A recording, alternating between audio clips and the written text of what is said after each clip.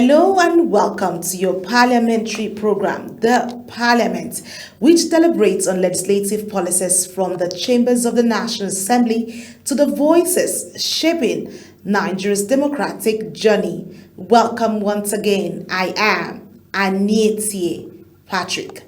Each week, we bring you the latest decisions, debates, and developments from the heart of the legislature, the bills shaping national policy, the motions addressing citizens' concerns, and the oversight actions holding the government accountable. On this episode of the program, while the National Assembly is on its annual recess, committees had their oversight functions across all sectors. This is as the Senate's Committee on Customs has commended the Nigerian Customs Service for surpassing its 2025 revenue targets, describing the achievements as evidence that ongoing reforms are yielding positive results. The lawmakers have also pledged stronger legislative support to sustain the service modernization drive and the likes. The Senate's Committee on Customs says the Nigeria Customs Service has demonstrated remarkable progress in revenue generation, trade facilitation, and anti smuggling operations under the leadership of the Controller General Bashir Adewale Adeni. Speaking at a legislative retreat on customs modernization and reforms in Abuja, Committee Chairman Senator Jibril Issa praised the service for generating over 7.27 trillion naira in 2025, exceeding its 6.5 trillion naira revenue target. The committee also congratulated the Controller General on his re-election as chairperson of the World Customs Organization Council, describing it as a significant recognition for Nigeria on the global stage. This retreat is supposed to endear us, distinguished senators, to the operations of the Nigeria Customs Service. The Nigeria Customs Service, under the able leadership of Bashir Adewale Adeniyi, has embarked on so many milestone reforms. The results today have manifested themselves in improved, what I will call quantum leap in revenue generation, improved trade facilitation, and a very robust anti-smuggling activities. I want to commend Nigeria Customs Services for all these feats. Talking about your performance, arising from all these reforms, in 2025, the approved budget was about 6.5 trillion naira, but the actual received was about 7.3 trillion. On behalf of the Senate of the Federal Republic of Nigeria, I want to appreciate the CG, members of the management staff, members of the management and staff of Nigerian Customs Services for this impressive performance. In his keynote address, Controller General Bashir Adeni stressed that sustainable customs administration goes beyond revenue figures, insisting that long-term success must be built on transparent systems, automation, and institutional reforms. He noted that the service generated 3.35 trillion naira within the first 5 months of 2026, while recording significant improvements in trade facilitation and anti-smuggling efforts. Last year, the service collected 7.27 trillion naira, exceeding our targets by 10.24%. And between January and May of this year, we've collected 3.35 trillion. These are not the figures of an administration that could be said to be in difficulty. But I want to be careful about what those numbers prove. Revenue growth in a period of currency adjustments can flatter an administration that has done very little. What matters is whether the growth rests on better systems or on favorable arithmetic. I want to let you know that our story, our situation rests on system, and the promise of this retreat is to let you examine that claim rather than just accepting it from me. Beyond collection, the service now chairs the Council of the World Customs Organization. Nigeria holds that chair not because of our size, nor because of the size of our economy, but because of the direction of our reforms. When our peers in 186 customs administrations look at Nigeria, they see an administration that has decided to modernize and that has done so. Distinguished senators, ladies and gentlemen, modernization is a word that has been used loosely in our public life, and I will not blame you for approaching it with caution. Let me therefore say plainly what we mean by it in the Nigeria Customs Service. By modernization, we mean the replacement of discretion with rules. Every point at which an officer exercises personal judgment over a consignment is a point at which the outcome depends on that officer, on his training, on his workload, his integrity, and the mood for the day. Modernization is the systematic reduction of those points and their displacement with risk rules, automated valuation references, and data-driven targeting that produce the same answer regardless of who is working behind the desk. This is why our trade modernization project matters. And this is why the deployment of Modogu is more than a change of software. A customs administration that runs on paper is an administration in which the file can be found or lost, in which the files can be moved forward or held back. An administration that runs a single electronic record is one in which every decision leaves a trace. Every delay has an answer, and every intervention can be reconstructed after the fact. Adeni also credited the Nigeria Customs Service Act 2023 for providing the legal framework that has accelerated electronic processing, advanced rulings, authorized economic operator programs, and sustainable funding mechanisms.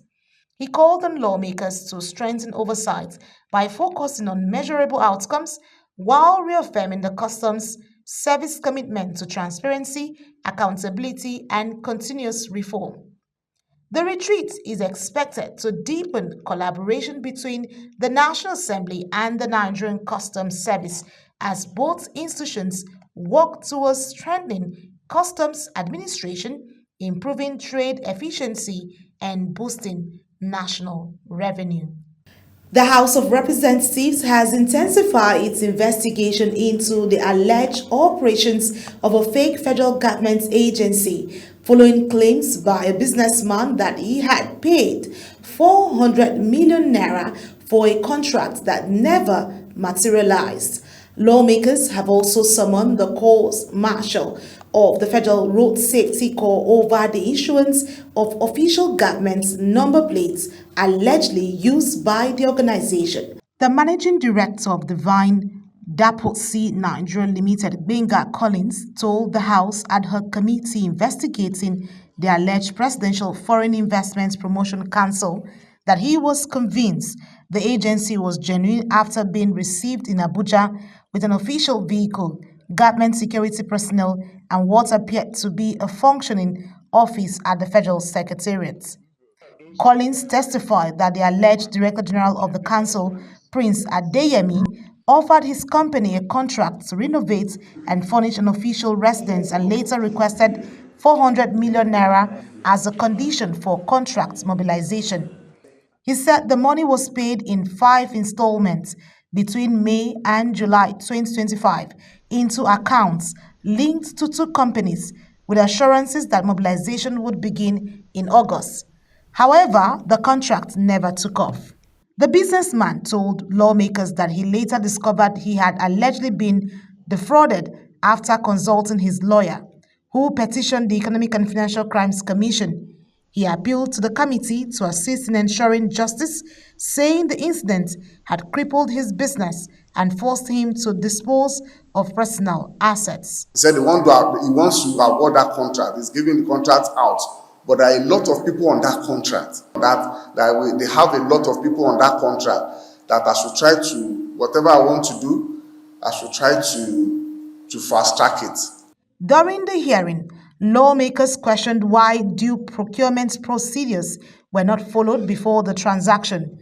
Collins admitted that no formal procurement process was undertaken. Concerned by testimony that vehicles linked to the alleged agency carried official federal government's number plates, the committee summoned the co-marshal of the Federal Road Safety Corps to explain how such registration plates were issued.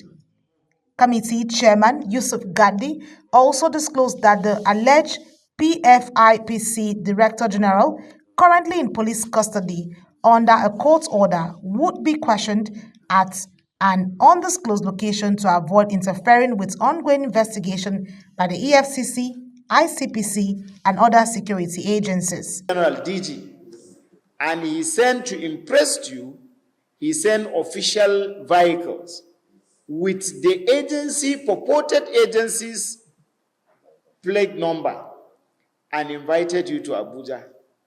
And you came to Abuja, past a night, he took you to go and see the property in Coston and asked you to pay money to show your capacity.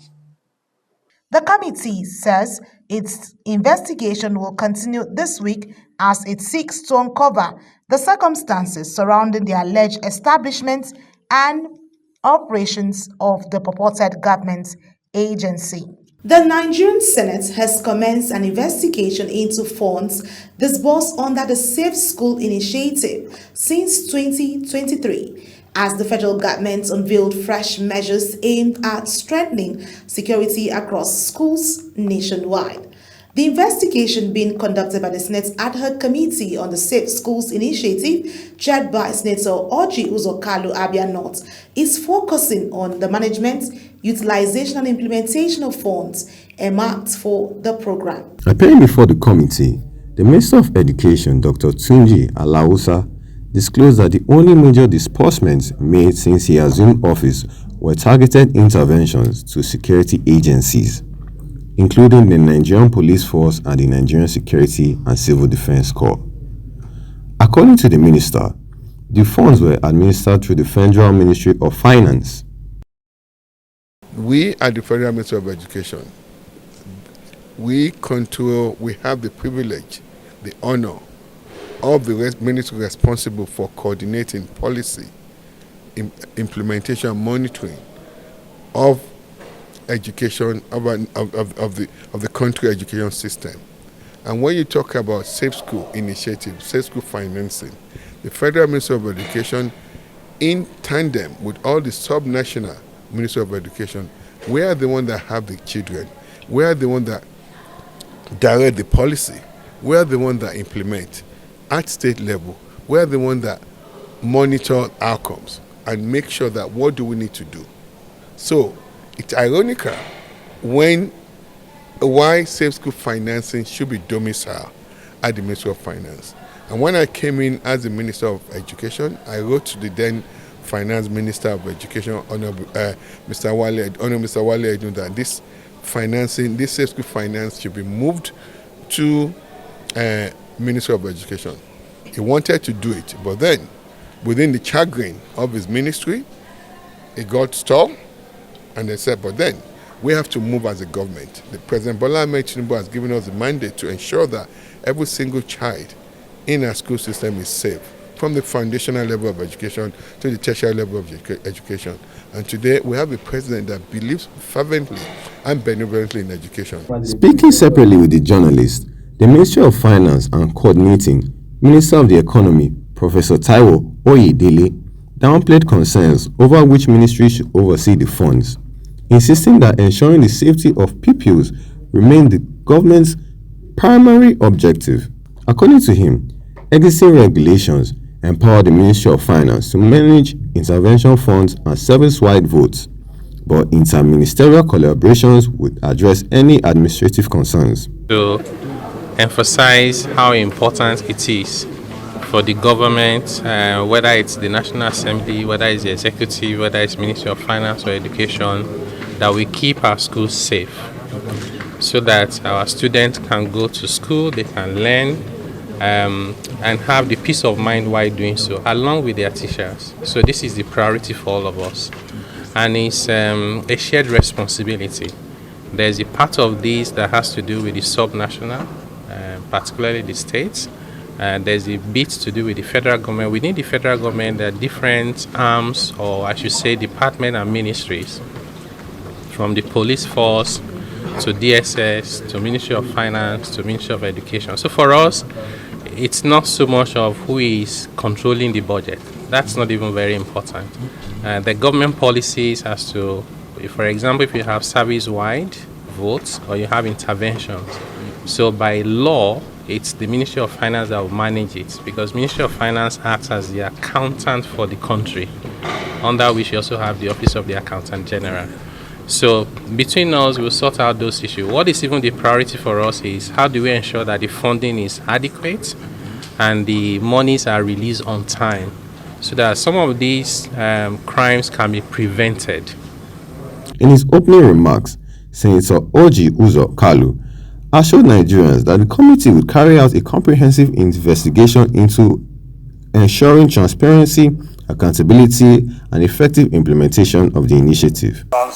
Under Section 88 and 89 of 1999 Constitution as amended, aimed at ensuring financial discipline, value for money, and the protection of Nigerian students and vulnerable citizens.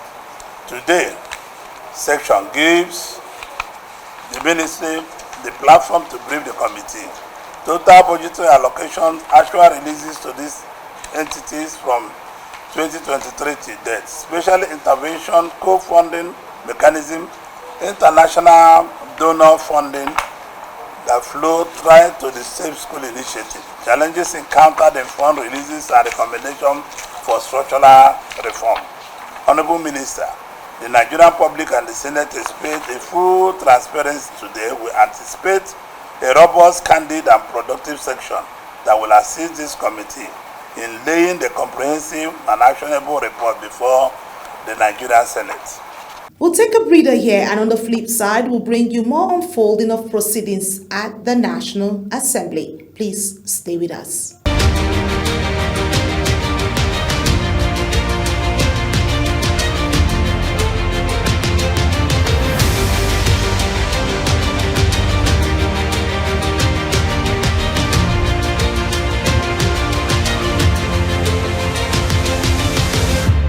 Have you join us back on the program, The Parliament, that brings you on legislative proceedings.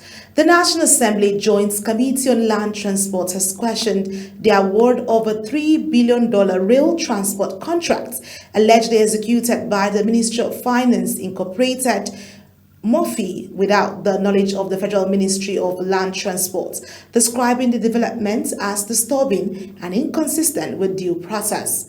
The committee consequently summoned officials of the Federal Ministry of Finance and Murphy to appear before it to explain the circumstances surrounding the contract award, its funding source, and implementation plan. Speaking during the joint oversight session, Chairman of the Senate Committee on Land Transport, Senator Adamu Aliero, Kebbi Central, said lawmakers were reviewing Nigeria's railway modernization program when they discovered that Murphy allegedly awarded contracts for railway projects in Lagos, Kaduna, and Kano without the involvement of the supervising ministry.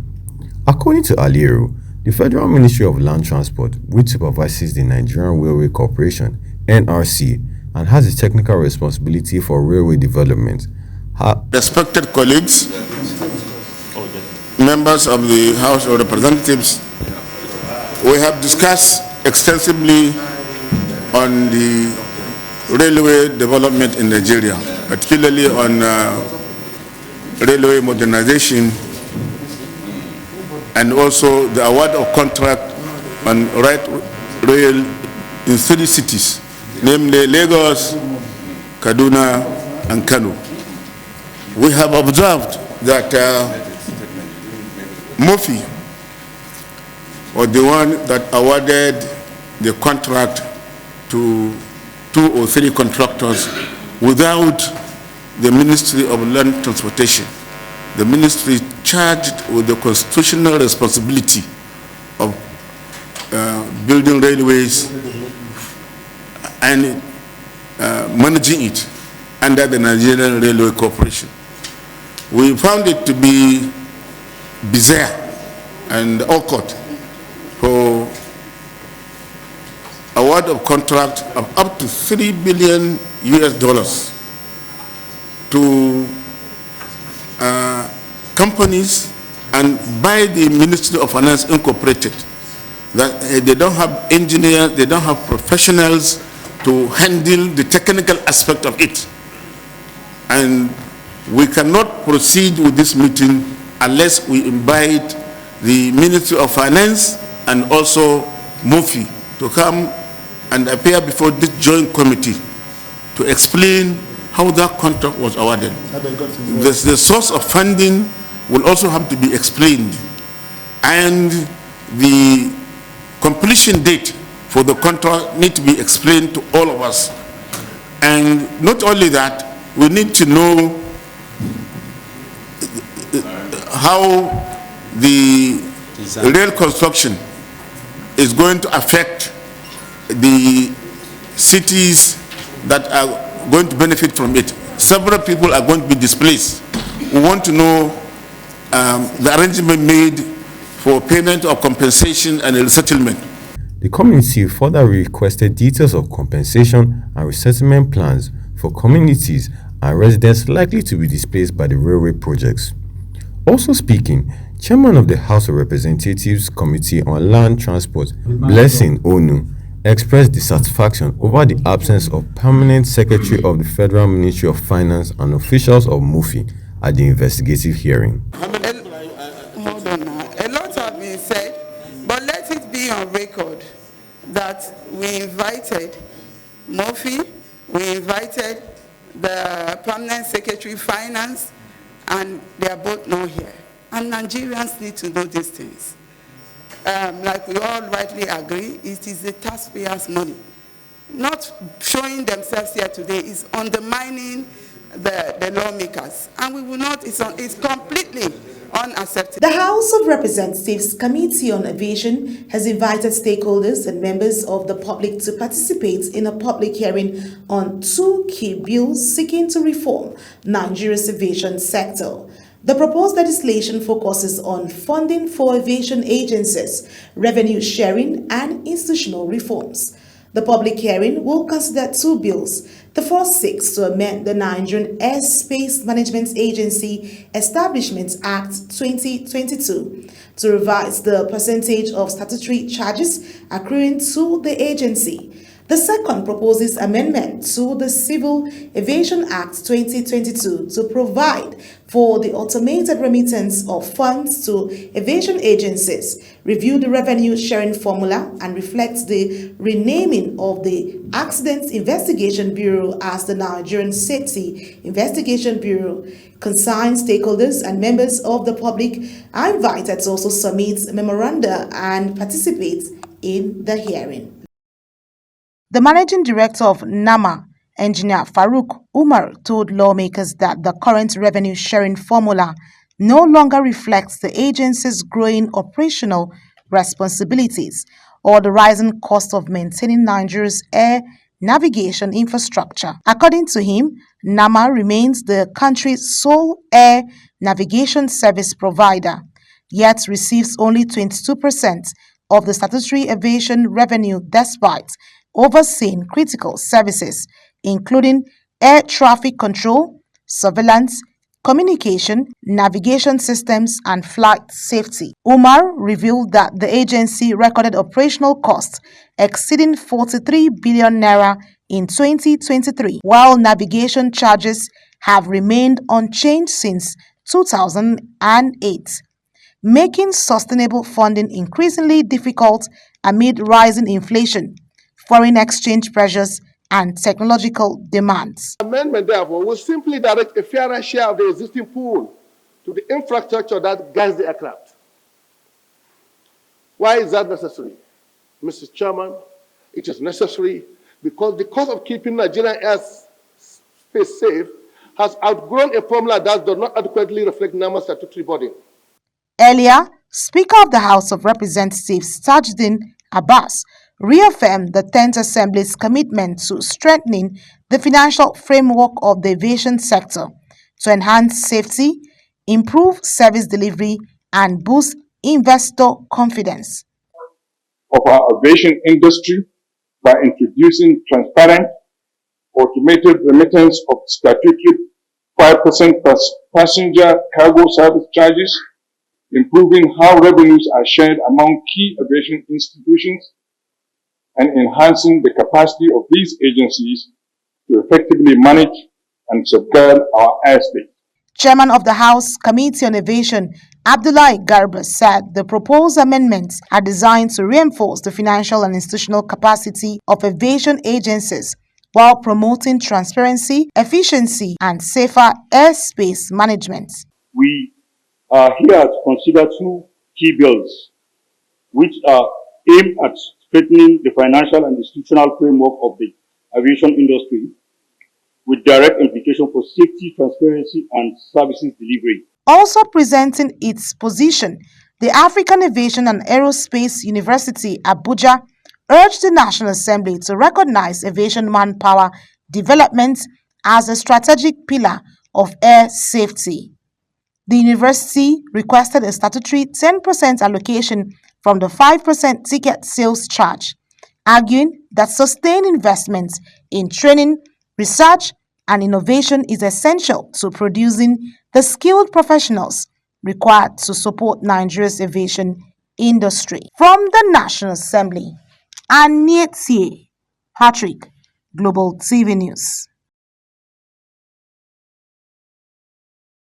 And that's the much we can take on this edition of the program. See you next week on the Parliament, which is on Global Television on DSTV channel 365 and StarTimes channel 276, as well as on Free TV. We are active across all social media platforms by using @Global TV NG. From all of us here, we say thank you for watching. I am Anietie Patrick. Bye for now.